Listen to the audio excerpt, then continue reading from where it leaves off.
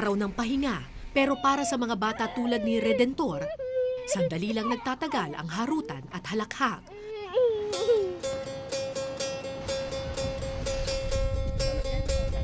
Dahil ang araw ng linggo, hindi araw ng paglalaro, kundi araw ng pagtatrabaho.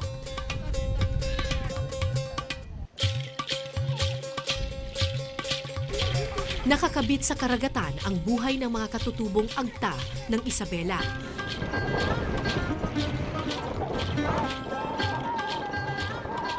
Pero di tulad ng karaniwang mangingisda, hindi simpleng lamang dagat ang pakay nila, kundi pugita. Isang uri ng lamang dagat na may mahaba at nakamamatay na galamay.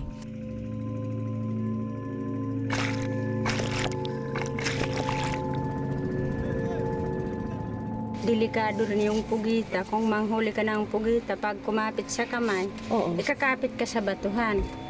Hindi ka na sa ibabaw. Kaya sinasamahan ng tatay kung mamugita. Kasi baka malunod ka?